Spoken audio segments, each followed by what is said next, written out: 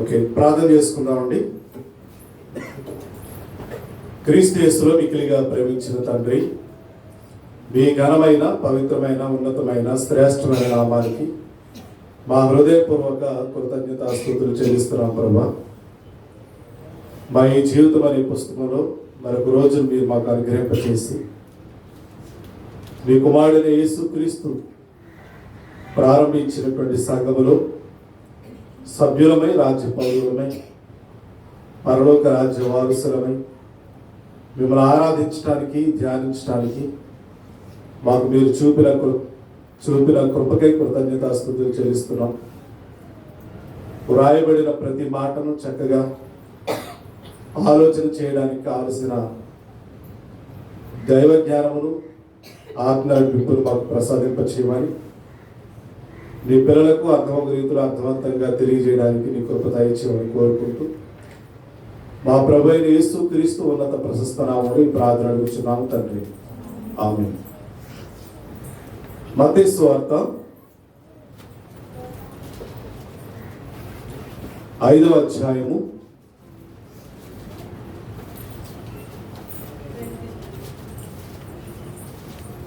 14, 15, 16 వచనాలు చదువుదామండి. మీరు లోకములకు వెలుగై ఉన్నారు. కొండ మీద నుండి పట్టణము మరుగై ఉండనేరదు. మనుషులు దీపము వెలిగించి కొంచెము క్రింద పెట్టరు కానీ అది ఇంట నుండి వారందరికీ వెలిగించుటకై దీపస్తంభం మీదనే పెట్టుదురు. మనుషులు మీ సత్క్రియలను చూచి పరలోకమందున్న మీ తండ్రిని మహిమ పరచునట్లు వారి ఎదుట మీ వెలుగు ప్రకాశింపనీయుడి. యేసుక్రీస్తు వారు పలికినటువంటి మాటల్లోని ఆంతర్యాన్ని ఈరోజు మనం ఆలోచన చేద్దాం. మీరు లోకమునకు వెలుగు అన్నాడు. ఎవరి గురించి మాట్లాడాడు? ఎవరి గురించి మాట్లాడాడు?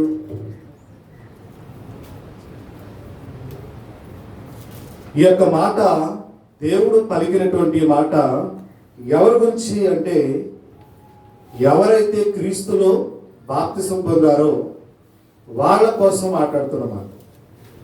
అంటే వాళ్ళు ఏం చేయబడ్డారు అంటే వెలిగింపబడ్డారు. క్రీస్తు ద్వారా వెలుగు వాళ్ళ నుండి ప్రసరించబడాలి. కానీ ఈరోజు వెలుగు ఎక్కడ ఆపబడిపోతుంది? ఎవరైతే క్రీస్తు నమ్మి బాప్తిసం పొందారో వాళ్ళ నుంచి వెలుగు అనేది వెళ్లకుండా వాళ్ళే ఆపేస్తున్నారు. ఏంటా వెలుగు అంటే, వెలుగుకున్నటువంటి ఒక గుణం ఏంటంటే చీకటిని అంతం చేసేదని అర్థం. వెలుగంటే అర్థం ఏంటి? చీకటిని అంతం చేసేది, చీకటిని పారదోలేదు. వెలుగు ఉన్న చోట పురుగులు కూడా జాయిన్ అవుతాయి. చూడండి, వెలుగున్న చోటకి పురుగులన్నీ వచ్చేస్తాయి. చీకటిలో ఉన్నటువంటి పురుగులన్నీ కూడా వెలుగు దగ్గరికి వచ్చేస్తుంటాయి. అంటే వెలుగు చాలా గొప్పది. ఆ వెలుగు ద్వారా అనేకులకు దారి చూపించే మార్గం ఉంది. అందుకే వెలుగు అనేది దారి చూపేది, చీకటిని తొలగించేది, తర్వాత చీకటిని పారదోలేది. కానీ వెలిగింపబడిన ప్రతి ఒక్కరూ మరొకరు వెలిగిస్తున్నారా? మరొకరు దారి చూపుతున్నారా? మరొకరిని క్రీస్తులోనికి నడిపిస్తున్నారా అన్నది మనం ఆలోచిస్తే ఈరోజు చాలా క్రీస్తు సంఘాలు ఉన్నాయండి. చాలా క్రీస్తు సంఘాలు వెలిగింపబడుతున్నారు, సత్యమని గొప్పగా చెప్పుకుంటున్నారు. కానీ వాళ్ళలో సత్యం ఉండడం లేదు, వాళ్ళలో వెలుగు ఉండడం లేదు. ఎంత స్పీడ్గా ప్రభువుని నమ్ముకుంటున్నారు, ఎంత స్పీడ్గా దేవుళ్ళకి వస్తున్నారు, సత్యంలోకి వెలిగింపబడుతున్నారు, అంతే స్పీడ్గా మళ్ళీ లోకంలో కలిసిపోతున్నారు. మరొకరు వెలిగించే ప్రయత్నం అసలు చేయడం లేదు. ఇది చాలా విచారింపదగినటువంటి విషయం. సామెతల గ్రంథం 4వ అధ్యాయంలో ఒక మాట రాయబడింది, చూద్దాం. సామెతల గ్రంథం 4వ అధ్యాయము 18వ వచనం. పట్టపగలకు వరకు వేకువ వెలుగు తేజరిల్లునట్లు నీతిమంతుల మార్గము అంతకంతకు తేజరిల్లును అని గ్రంథం చెప్తుంది. వెలుగు ఏం చేయాలి? ప్రసరింపబడాలి. ఒక పట్ట పగలు ఎలా ఉంటుందో అలా మన దగ్గర ఆ వెలుగు కనబడాలి. కానీ ఈరోజు ఎంతమంది వెలిగించబడి అనేకులు వెలిగిస్తున్నారు?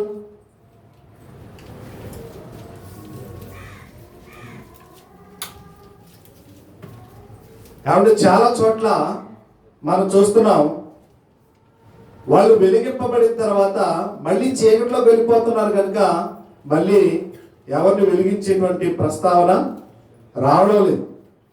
దానికి కారణం ఏంటంటే వాళ్ళు మళ్ళీ పాపంలో పడిపోతున్నారు.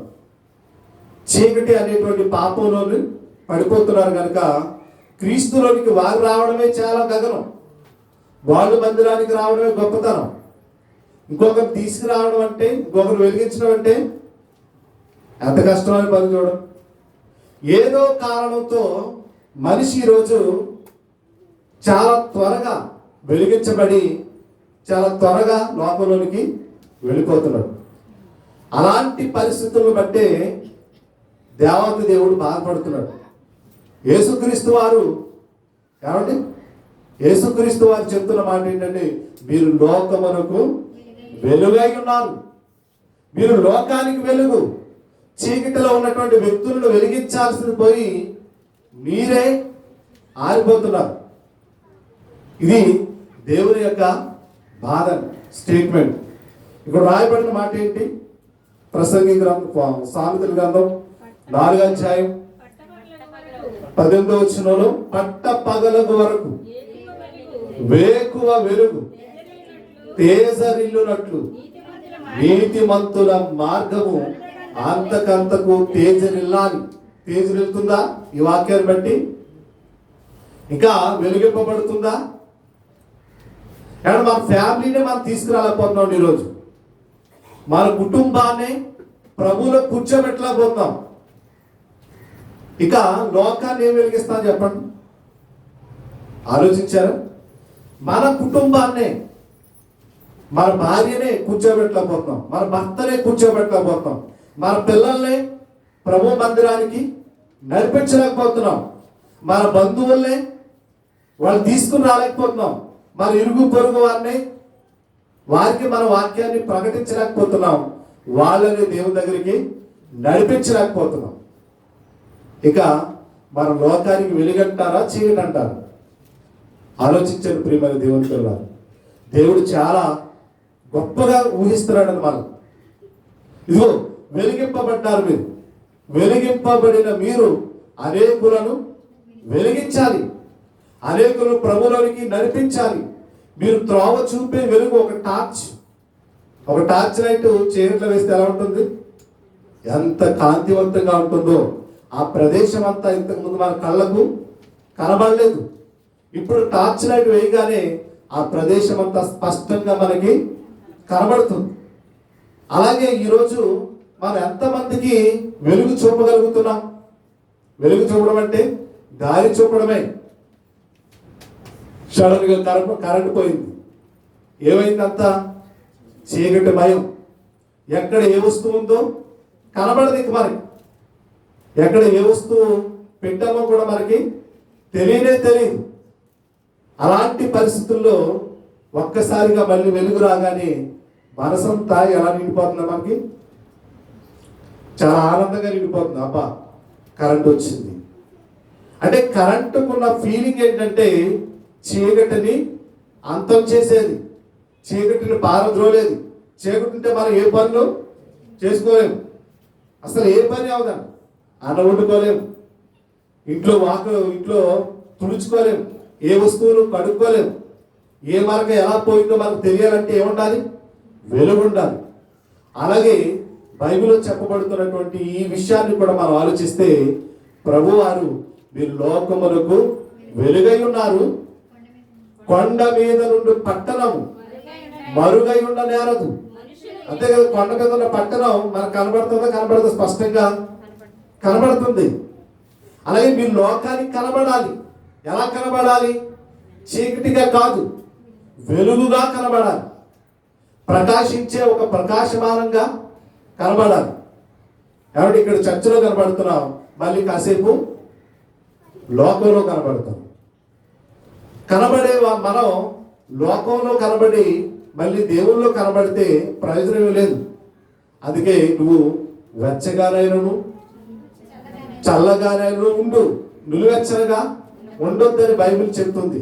అందుకే ప్రభువులో ఉండాలి, ప్రభుతోనే ఉండాలి, అనేకులు ప్రభులోనికి నడిపించాలన్నదే దేవుని యొక్క ప్రధానమైనటువంటి ఉద్దేశం. ఫిలిప్పీయులకు రాసిన పత్రికలో అపోస్తలుడైన పౌలు గారు ఏం చెప్పారో చూద్దాం. ఫిలిప్పీయులకు రాసిన పత్రిక 2వ అధ్యాయము 16వ వచనం చదువుదాం. ఫిలిప్పీయులకు రాసిన పత్రిక 2వ అధ్యాయం 16వ వచనం. అట్టి జనము మధ్యను మీరు జీవవాక్యమును చేతపట్టి లోకమందు జ్యోతుల వలె కనబడుచున్నారు. ఇక్కడ పౌలు గారు కూడా ఆనాటి మొదటి క్రైస్తవ సమాజాన్ని ఎలా చూస్తున్నాడంటే, మీరు లోకమందు ఎలాంటి వారు? జ్యోతులు. జ్యోతులు అంటే వెలిగింపబడిన వారు. మీరు వెలిగింపబడిన వారు కనుక అట్టి జనం మధ్య ఎలా ఉండాలి? జీవవాక్యమును చేత పట్టుకున్నాడు. అండి, ఇది జీవవాక్యం అంటే ఏంటి? వాక్యం. వాక్యంతో కూడిన నీ ప్రవర్తన, వాక్యంతో కూడిన నీ యొక్క వెలుగు వాళ్ళకి ప్రకాశింపజేయాలి. నీ మైండ్ సెట్ ఎప్పుడు ఎలా ఉండాలంటే, ఎవరో ఒకరిని దేవుని దగ్గరికి నడిపించాలి, ఎవరో ఒకరిని దేవుళ్ళలోకి జాగ్రత్తగా తీసుకురావాలి, వారికి వాక్యం ప్రకటించాలి, వారికి వాక్యం బోధించాలి, వారికి ప్రభు మాటలు చెప్పాలి. నిజంగా గంటన్నర శుద్ధి మాటలు చెప్పుకుంటాం, ఎందుకు పనికిరాని మాటలు. అవునా కదా చెప్పండి. ఒక 2 వ్యక్తులు కనిపించారంటే మరో 3వ వ్యక్తి కోసం గంటల తరబడి చెబుతూనే ఉంటాం. అలాంటిది ప్రభు గురించి మనం ఎందుకు మాట్లాడాం? వాక్యం గురించి ఎందుకు మాట్లాడాం? అందుకే మొదటి శతాబ్దం క్రైస్తవం అనే ఇప్పటి వరకు పేరు వచ్చింది, కానీ 21వ శతాబ్దం క్రైస్తవం అనే పేరు రాలేదని. మధ్యలో ఎన్నో శతాబ్దాలు గడిచాయి, ఎన్నో తరాలు గతించిపోయాయి. వాళ్ళు చేసినట్టుగా మనం ఈరోజు చేయలేకపోతున్నాం. మొదటి శతాబ్దంలో క్రైస్తవ్యం చేసినట్టుగా ఈరోజు మనం చేయలేకపోతున్నాం. వాళ్ళు ఏం చేశారో చూడండి ఒకసారి. వాళ్ళకి శ్రమలు కలిగినప్పుడు, బాధలు కలిగినప్పుడు, హింసలు కలిగినప్పుడు వారు ఏం చేశారు? అపోస్తలుల కార్యములు 8వ అధ్యాయం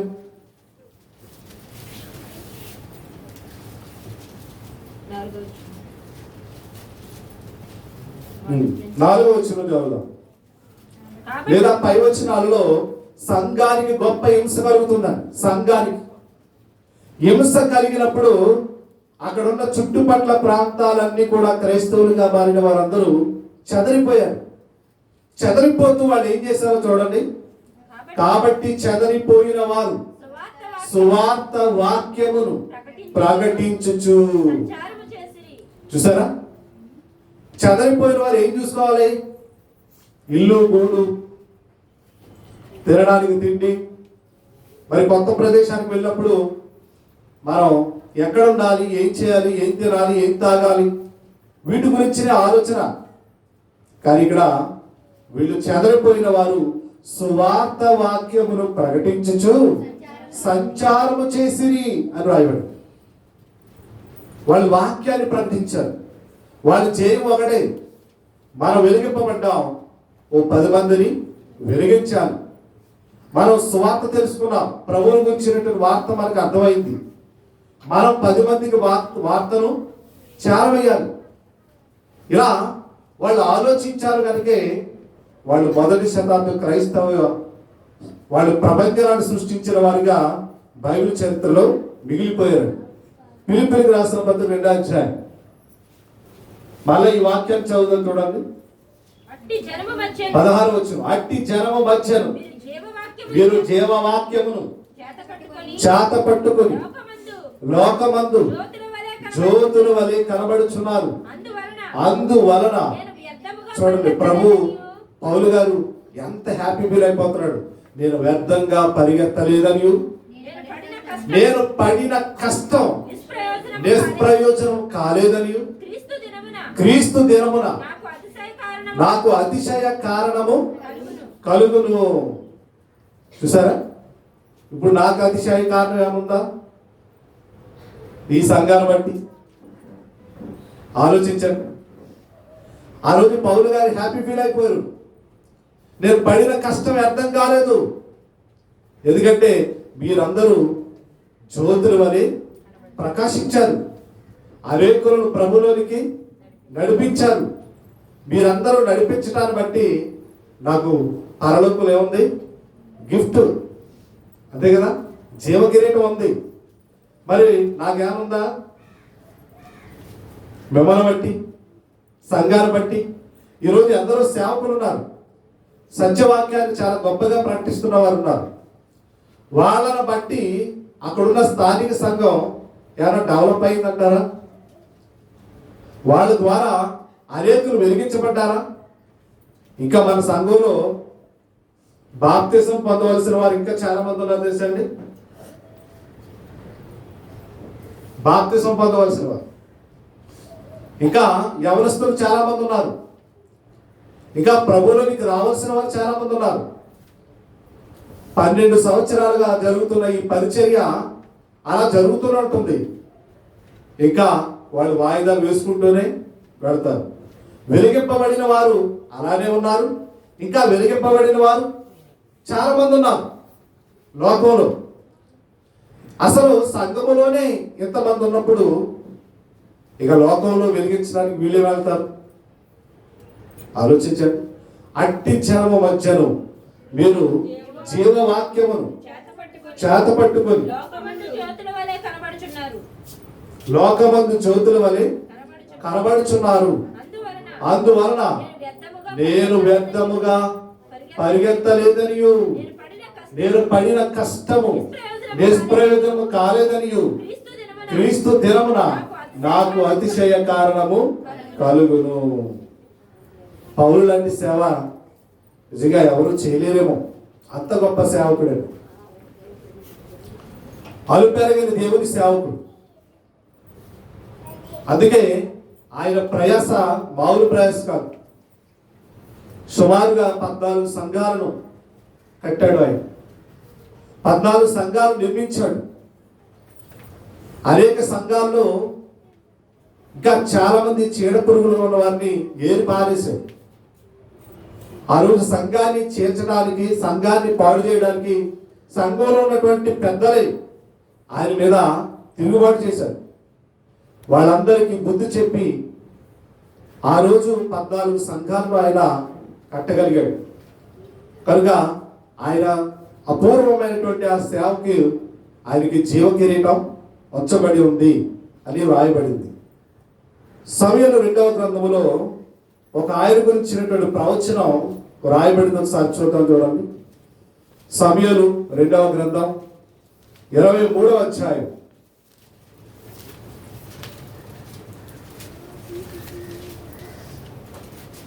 4వ వచనాన్ని చదువుదాం.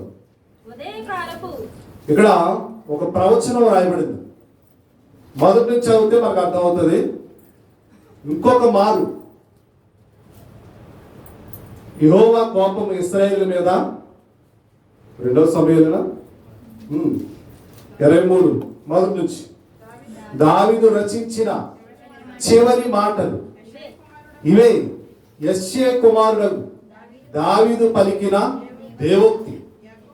యాకోబు దేవుని చేత అభిషక్తుడై మహాధిపత్యము నొందినవాడు ఇశ్రాయేలీల స్తోత్ర గీతమును మధురగానము చేసిన గాయకుడునకు దావీదు పలికిన దేవోక్తి ఇదే. దావీదు చివరి మాటలు ఇవే. దావీదు పలికిన దేవోక్తి కూడా ఇదేనండి. ఏంటో చూద్దాం. యెహోవా ఆత్మ నా ద్వారా పలుకుచున్నాడు, ఆయన వాక్కు నా నోట ఉన్నది. ఇశ్రాయేలీల దేవుడు సెలవిచ్చుచున్నాడు, ఇశ్రాయేలుకు ఆశ్రయదుర్గమగువాడు నా ద్వారా మాట్లాడుచున్నాడు. మనుష్యులను ఏలు ఒకడు పుట్టుతాడు. ఎవరైనా మనుష్యులను ఏలు ఒక ఆయన పుడతాడట. ఎవరు ఆయన అంటే చూద్దాం.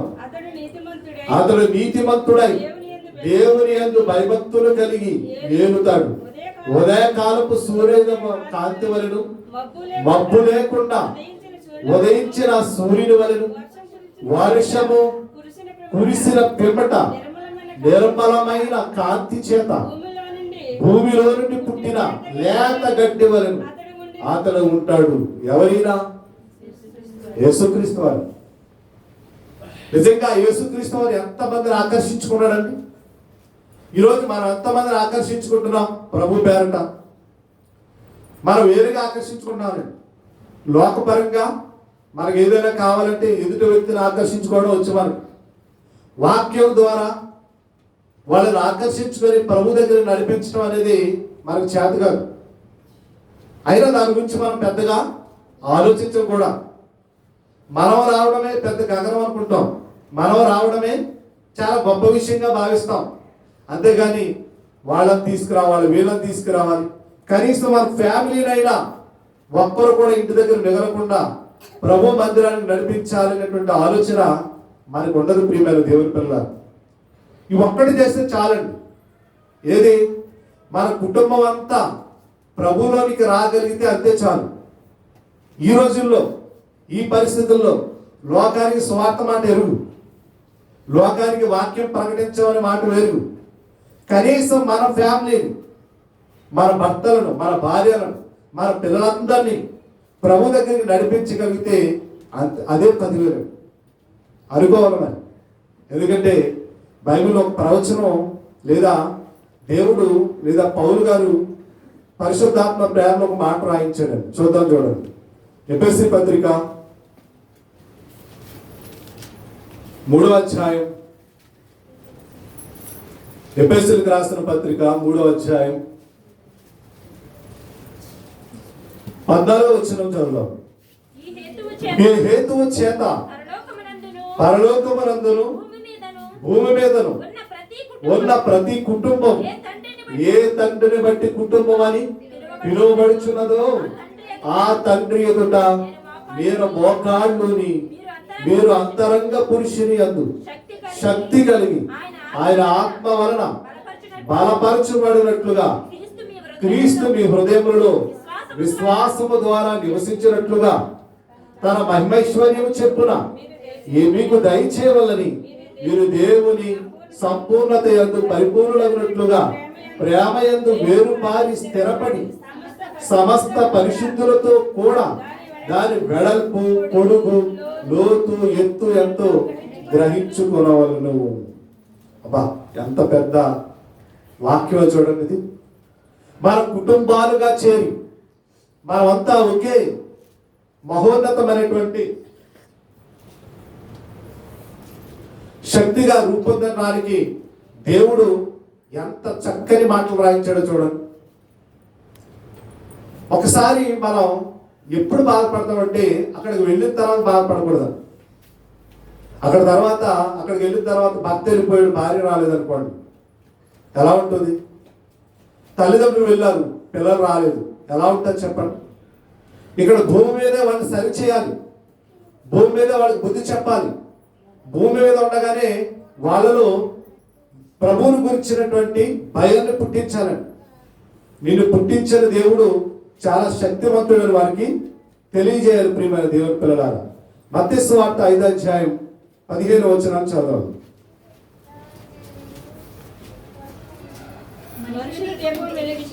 మనుషులు దీపము వెలిగించి కొంచెము కింద పెట్టరు, అంతే కదండి. మీరు దీపాన్ని వెలిగిస్తే ఎక్కడ పెడతారు?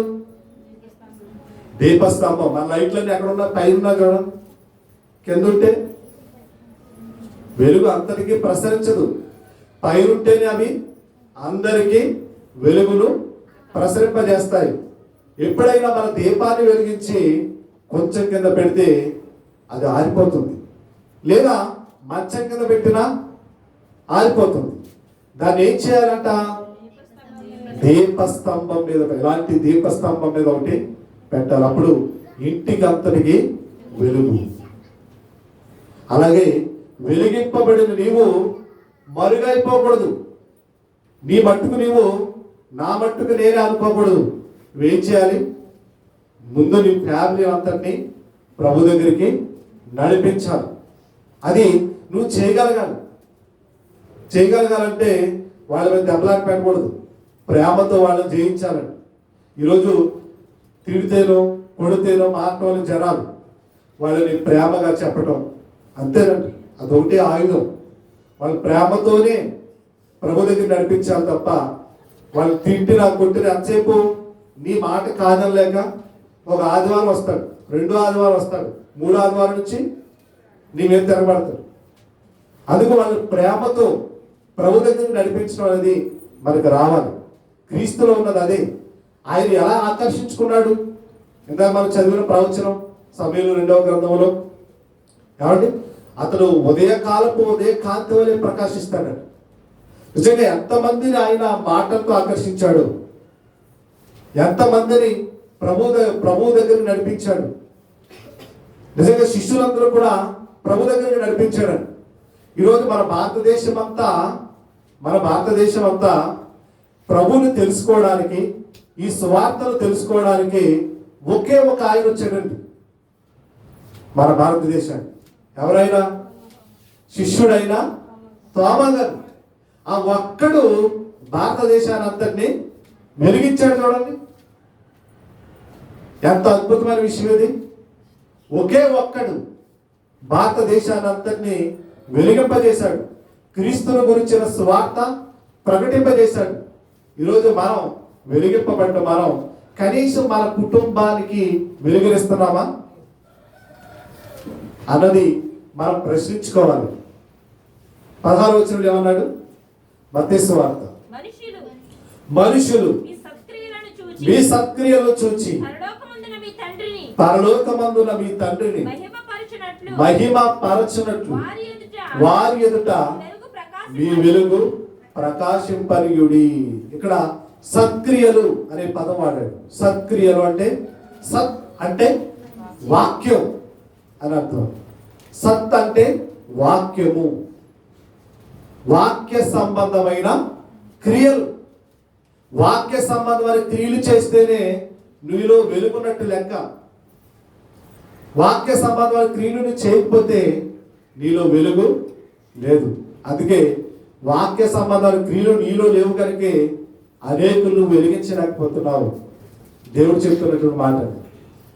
మనలో వాక్య సంబంధమైన క్రియలు ఎప్పుడైతే ఉంటాయో, అంటే వాక్య సంబంధమైన క్రియలు అంటే దేవుడు ఏమైతే చెప్పాడో, ఏదైతే చెయ్యమని అన్నాడు అది నువ్వు చేయడం ద్వారా దేవుడు నిన్ను వెలుగుగా ఉండమన్నాడు.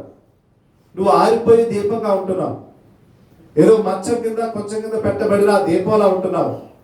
అప్పుడు నీ దీపం నీకే వెలుగునివ్వదు. నువ్వే పరలోకానికి వెళ్ళడం అసాధ్యం. ఇక నీ కుటుంబాన్ని ఏమి తీసుకొని వెళ్ళగలవు? కనుక ప్రతి ఒక్కరూ మనం ఆలోచించవలసిన విషయం ఏంటంటే, ముందు మన కుటుంబాలను రక్షించుకోవాలి. నా ఫ్యామిలీలో అందరూ రక్షించబడ్డారా? బాప్తిసం పొందడానికి అర్హులైన ప్రతి ఒక్కరు, వారికి వయసు వచ్చినటువంటి ప్రతి ఒక్కరు కూడా వాళ్ళు రక్షించబడ్డారా? వాళ్ళు పాటలు పాడుతున్నారా?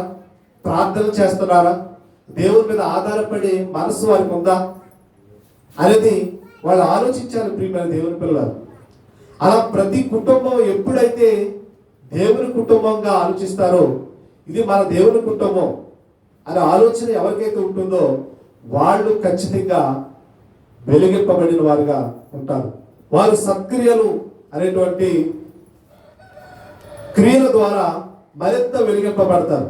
యోహాను సువార్త 15వ అధ్యాయంలో ఒక మంచి మాట రాయబడింది. 15వ అధ్యాయం 8వ వచనం, మీరు బహుగా ఫలించటం వలన నా తండ్రి మహిమ పరచబడును అన్నాడు. చూడండి, ప్రభు చెప్తున్నది మాట. మీరు ఫలిస్తేనే, వాక్య సంబంధమైన క్రియల ద్వారా మీరు ఫలిస్తేనే పరలోకంలో నా తండ్రి మహిమపరచు. ఇప్పుడు ఒక సహోదరు వచ్చి దేవుని పాట పాడి మహిమపరుస్తుంది అంటావా? మహిమ ఎలా వస్తుంది? పాట ద్వారా వస్తుందా? ప్రార్థన ద్వారా వస్తుందా? వాక్యం చదవడం ద్వారా వస్తుందా? అలా రాదు. ఎలా వస్తుంది? క్రియల ద్వారా. ఒక క్రియలు ఫలించడం ద్వారా ఆ వ్యక్తి ఏమవుతాడు? దేవుని మహిమపరుస్తాడట. ఏ మనలో ఆత్మీయ ఫలాలు? మనందరినీ ప్రేమించగలుగుతున్నామా? అందరితో సమాధానం కలిగి ఉన్నామా? ఎక్కడుంది మనకి ప్రేమ ఫలాలు? ఆలోచించండి. మనలో వెలుగు అనేకులకు వెళ్ళాలి అంటే, మన వెలుగు అందరికీ ప్రకాశించబడాలంటే దేవుడు చెప్పిన సత్క్రియలు చేయాలి. సత్క్రియలు చేస్తేనే మనం వెలిగింపబడినట్టుగా ఇక్కడ గ్రంథం మనకి చెబుతుంది. పేతురు గారు రాసిన మొదటి పత్రిక 2వ అధ్యాయం, పేతురు గారు రాసిన 2వ పత్రిక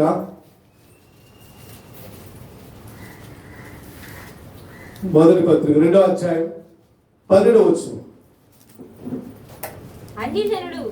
అన్యజనులు మిమ్మును ఏ విషయంలో దుర్మార్గులని దూషించురో ఆ విషయంలో వారు మీ సత్క్రియలను చూచి అన్నాడు. చూడండి, గతంలో అన్యజనులు మనల్ని దూషించారు, అన్యజనులు మనం పట్టించుకోలేదు.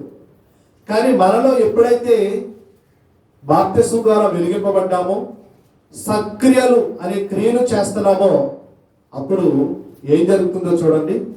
దూషించిన వారే ఆ విషయంలో వారు మీ సత్క్రియలు చూచి వాటిని బట్టి దర్శన దినమున దేవుని మహిమపరచునట్లు వారి మధ్యను మంచి ప్రవర్తన గలవారై ఉండవల్లని మిమ్మును బతిములాడుకొనుచున్నాము. పౌలు గారు బతిములాడుకుంటున్నారు. మీ ప్రవర్తన బాగా ఉండాలి. కాబట్టి చర్చకు వచ్చినప్పుడే కాదండి, మందిరానికి వచ్చినప్పుడే కాదండి, మా బయట కూడా మన ప్రవర్తన ఎలా ఉండాలి? బాగుండాలి. చూడండి, కొన్ని పరిస్థితులను బట్టి కొంతమంది ప్రవర్తనలు మారిపోతాయి. కొన్ని పరిస్థితులు ఆలోచించారా? చర్చకు వచ్చినప్పుడు ఒక రకమైన వేషధారణ ఉంటుంది, అది ఫంక్షన్కి వెళ్ళినప్పుడు ఒక రకమైన వేషధారణ ఉంటుంది. ఏంటి వేషధారణ? సింపుల్గానే ఉండొచ్చు కదా. ఆలోచించారా? అప్పుడు వేసుకునే దుస్తులు వేరుగా ఉంటాయి, అప్పుడు వేసుకునే జడలు వేరుగా ఉంటాయి, అప్పుడు వేసుకునే సెంట్లు వేరుగా ఉంటాయి. ఏమంటే మోడల్గా డ్రెస్సులు, మోడల్గా నిజంగా ఎలా ఉంటుందో ఆలోచించండి. మందిరానికి వచ్చినప్పుడు ఏమో ఒక రకమైన ప్రవర్తన, బయట ఉన్నప్పుడు ఒక రకమైన ప్రవర్తన అయితే నువ్వు వెలిగింపబడిన దానవు కాదు, నువ్వు వెలిగింపబడిన వాడు కావు. నీ ప్రవర్తన ఎప్పుడు ఒకేలా ఉండాలి. ప్రభువులో స్థిరంగా ఉండాలి, ప్రభువులో చక్కగా నీతియుక్తంగా ఉండాలి. ప్రసంగిగా సావిత్రి గారు మనం చూసాం కదా, 4వ అధ్యాయం 18వ వచనం, నీతిమంతులు ఎలా వెలిగింపబడతారంట? సావిత్రి గ్రంథము 4వ అధ్యాయం 18వ వచనం, పట్ట పగల వరకు వేకువ వెలుగు అంటండి. వేకువ వెలుగు తేజరిల్లినట్టు నీతిమంతుల మార్గము అంతకంతకు తేజరిల్లుతుంది. And lipstick పూసుకోవడం వాక్యానుసారమా? ఏమన్నా మేకప్ వేసుకోవడం వాక్యానుసారమా? ఇవన్నీ వాక్యానుసారం కాదు అని తెలుసు మనకి. ఆలోచించారు? అవేవో క్రీములు పూసుకోవడం, తర్వాత మీ శరీరం ఎలా అయిపోతుందో తెలుసా అండి? అది శరీరంలో రియాక్షన్ వచ్చి నల్లగా మారిపోతుంది. అలా ఒక ఆయన అయిపోయాడు. నాకు తెలిసిన ఒక ఆయన నల్లగా ఉంటాడు. ఆయన ఎక్కువ క్రీములు పూసుకోవడం, వాళ్ళు చెప్తే వీళ్ళు చెప్తే అవన్నీ రాసేసుకోవడం వల్ల మరింత నల్లగా అయిపోయాడు. మసిబుగ్గా అయిపోయాడు, కనబడ్డు. చర్మ క్యాన్సర్ కూడా వచ్చేస్తుంది. ఆలోచించారు. ఇక్కడ చర్చిలో లిఫ్టిక్లు ఏముండవండి. కొంతమంది చర్చికి వెళ్ళినప్పుడు కూడా లిఫ్టిక్ రాసుకొని వస్తారు. నేచురల్గా ఉండడం దేవుడు మనకు నేర్పించాడు. నేచురాలిటీ ఎంత బాగుంటుందో సింపుల్గా ఉంటే. నువ్వు ఆకర్షణగా కనబడితే జనాలు, పురుషులందరూ నీ వైపే చూస్తారు. అప్పుడు వాళ్ళందరినీ త్రావ తప్పించే దానం అవుతావు. అవునా కదా చెప్పండి? త్రావ తప్పించేస్తాం. నువ్వు చూపించేటువంటి ఆకర్షణ వలన అలా నిన్ను ఆకర్షించుకోవాలని బైబిల్ చెప్పలేదు.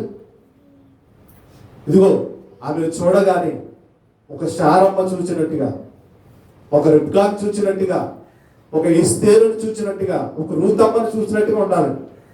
భక్తి పరులైనటువంటి ఆ స్త్రీలకు సాదృశ్యంగా వాళ్ళు బ్రతకాలి. అప్పుడు ఎందుకంటే ఎక్కువగా స్త్రీ గురించి మాట్లాడుతున్నాను అనుకోకండి. స్త్రీ ఆకర్షణకు నిలయం, ఎక్కువగా ఆకర్షించబడు. వాళ్ళని బట్టి అనేకులు పురుషులు తావు తప్పేటువంటి అవకాశం ఉంటుంది. చూడకూడదు కానీ లాజిక్లు మాట్లాడకూడదు. ఇక్కడ మనం పరిశుద్ధ గ్రంథంలో రాయబడిన ఒక మాట ఏంటి? 2వ పేతురు గారు రాసిన 2వ పత్రికలో 3వ అధ్యాయం, అక్షయ అలంకారం, పై అలంకారం కాదు. పేతురు గారు రాసిన 2వ పత్రిక 3వ అధ్యాయం, మొదటి పత్రిక 3వ అధ్యాయం, మొదటి పత్రిక. అటువలే స్త్రీలారా మీరు మీ స్వపురుషులకు లోబడి ఉండుడి. అందువలన వారిలో ఎవరైనా వాక్యములకు అవిధేయులైతే వారు భయముతో కూడిన మీ పవిత్ర ప్రవర్తన అన్నారు. చూడండి, ఇక్కడ ప్రవర్తన చాలా ముఖ్యమండి. ప్రవర్తన, మీ పవిత్ర ప్రవర్తన చూచి, వాక్యం అని చెప్పక్కర్లేదటండి. నీ భర్తకు నువ్వు వాక్యం చెప్పవసరం లేదు. నీ పవిత్ర ప్రవర్తన చూచి, వాక్యము లేకుండానే తమ భార్యల నడవడి వలన. నడక ఎలా ఉంది? చర్చికి వెళ్ళినప్పుడు ఒక రకంగా ఉంటుంది మా ఆవిడ, ఎక్కడికైనా ఫంక్షన్కి వెళ్ళినప్పుడు ఒక రకంగా ఉంటుంది మా ఆవిడ అన్నాడు అనుకోండి. ఏంటి పరిస్థితి? ఆలోచించండి. నడవడికి చాలా ముఖ్యమండి. మీ ప్రవర్తన చూచి, వాక్యము లేకుండానే తమ భార్యల నడవడి వలన రాబట్టబడవచ్చు. దేవుని దగ్గరికి వచ్చేస్తారట వాళ్ళు. నా భార్య చాలా మంచిది. ఆవిడకి సామెతలుగా 31 చివరిలో చూసాం మనం. తమ పిల్లలు ఆమెను పవిత్రురాలందురట, తల్లిని కుడియాడతారు అని రాయబడింది. అంటే తన భర్తను, తన పిల్లలను చక్కగా చక్కదిద్దుకుందండి ఆవిడ. ఆ స్త్రీని ఏమంటే కొనియాడబడిన స్త్రీగా మనం చెప్పొచ్చు. ఇంకా చూడండి, జడలు అల్లుకునుటే. ఎందుకంటే ఎంత సమయం తీసుకుంటారో తెలుసా అండి? కొంతమంది చర్చ కూడా ఇదే సమయం తీసుకుంటారండి. వాళ్ళు అలంకరించుకోవడానికి దూకొని అద్దం ఓకే అనేదాకా మేకప్ వేసుకొని చర్చకు వచ్చే మహాతల్లులు కూడా ఉన్నారండి. వాళ్ళ పాదాలకు నమస్కారం. ఏమండి, మీ వల్ల ప్రభుకి ఏం ఉపయోగం లేదు. చూడండి, జడలు అల్లుకునుటే, బంగారు నగలు పెట్టుకునుటే, వస్త్రములు ధరించుకునుటే అను వెలుపటి అలంకారము మీకు అలంకారముగా ఉండక అన్నారు. చూడండి, అంటే సింపుల్ గా ఉండాలి, చక్కగా ఉండాలి, వినయ విధేయతలతో కూడిన భక్తి భావం. మిమ్మల్ని చూడగానే ఒక భక్తి భావం రావాలి. అబ్బా, చేతులెత్తి నమస్కరించేంత సంస్కారం మీలో ఉండాలి అని స్త్రీల గురించి చెప్తున్నాడు అండి. సాధువైనట్టు, మృదువైనట్టు, గుణములు, అక్షయ అలంకారమును గల మీ హృదయపు అంతరంగ స్వభావం మీకు అలంకారముగా ఉండవలను. ఏది అలంకారంగా పెట్టుకోవాలి? పై ధరించుకునే కాలట మీ హృదయాంతరంగం. మీ హృదయాంతరంగం స్వాభావికంగా అదే మీకు అలంకరణగా ఉండాలి అంటున్నాడంటే ప్రవర్తన, నడవడిక. నడవడిక చాలా ముఖ్యం ప్రియమైన దేవుని పిల్లలు. ఈరోజు ఎక్కువ మంది స్త్రీలే తనలోకి వెళ్తారంటే నమ్ముతారు మీరు? అలా ఎక్కువ మంది స్త్రీలే నరకానికి వెళ్తారన్నా నమ్మాలి, తప్పదు. ఎందుకంటే వాక్యం సెలవిస్తుంది, స్త్రీ నడవడికను బట్టి కుటుంబం అంతా చక్కదిద్దుకుంటుంది. ఇంటికి దీపం ఎవరండి? పురుషుడా, స్త్రీయా? స్త్రీ. ఇంటికి దీపం ఇల్లాలు అన్నారంటే మీరు ఒకసారి ఆలోచించండి ప్రియమైన దేవుని పిల్లలు. దీపంతో పోల్చాడండి. దీపం ఈరోజు బైబిల్ కూడా అదే చెప్తుంది, మీరు లోకమునకు వెలుగై ఉన్నారు, వెలుగై ఉన్నారు, మీరు వెలిగింపబడాలి. ఎక్కువ అన్ని సంఘాలలో, ప్రపంచవ్యాప్తంగా ఉన్న ఎన్ని సంఘాలు అయితే ఉన్నాయో అన్ని సంఘాల్లో ఎక్కువ మంది ఉండేవాళ్ళు ఎవరు? పురుషులా, స్త్రీలా? ఆలోచించారు. అందుకే అంటున్నాను, ఎక్కువ మంది పరలోకం వెళ్ళేవారు స్త్రీలే, అలా ఎక్కువ మంది నరకానికి వెళ్ళేవాళ్ళు కూడా స్త్రీలే. ఆలోచించండి. అంటే స్త్రీ చేతిలో ఎంత బాధ్యత ఇవ్వబడుతుందో చూడండి. అలానే మేము సేపు అనుకోకుండా పురుషులారా, మొట్టమొదటిగా పంచాయతీలు లాగేది ఎవరిని? మిమ్మల్ని. ఇంటి యజమానులు వెళ్ళరా, తర్వాతే నెక్స్ట్ నీ భార్య వస్తుంది. ఫస్ట్ ఇంటి యజమాని పట్టుకుంటాడు. ఏమండి? కనుక ఇంటిని చక్కదిద్దేటువంటి బాధ్యత, భాగ్యము దేవుడు స్త్రీకి ఇచ్చాడు. అలాంటి ఆ స్త్రీ అలంకరణ, బాహ్య అలంకరణతో ఈ ప్రపంచాన్ని లేదా తనన్నటువంటి సమాజాన్ని తప్పుద్రోవ పట్టిస్తే ఎంత భయంకరమైనటువంటి విషయం ఆలోచించండి. సింపుల్గా ఉండడం దేవుడు మీకు ఇచ్చిన నేచురల్ అందం, దాన్ని అలాగే ఉండనివ్వండి, దాన్ని రెట్టింపు చేసుకోకండి.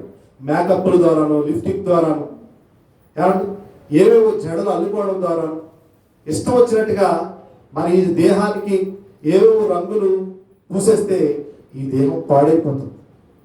చర్మ క్యాన్సర్ వచ్చిందా, అసలు నువ్వు అద్దంలో చూసుకోవడానికి కూడా, అద్దం అంటే భయపడిపోతావు. అలా ఉన్నారు చాలా మంది. అద్దంలో ఇంతవరకు అద్దం అంటే చాలా ఇష్టంగా చూసుకున్నావు, అలాంటి అద్దాన్ని నువ్వు చూసుకోవడానికి కూడా భయపడతావు. అద్దాన్ని చూపిస్తేనే భయపడిపోతాం. అలా మారిపోతుంది చర్మం. దేవుడు చూసి చూసి దేవుడు శపించాడా, భయంకరమైనటువంటి పరిస్థితులకు మనం వెళ్ళిపోతాం. కనుక మనం ఎలా ఉండాలని ప్రభు కోరుకున్నాడంటే, మీరు లోకానికి వెలుగై ఉండాలి. తర్వాత కొండ మీద నుండి పట్టణం మరుగై ఉండనేరదు, మనుషులు దీపం వెలిగించి కొంచెము కింద పెట్టరు, కానీ అది ఎంట నుండి వారందరికీ వెలిగించుటకై దీపస్తంభము మీదనే పెట్టుదురు. మనుషులు మీ సత్క్రియలను చూచి పరలోకమందున మీ తండ్రి మహిమపరచునట్లు వారి ఎదుట మీ వెలుగు ప్రకాశింపనీయుడి.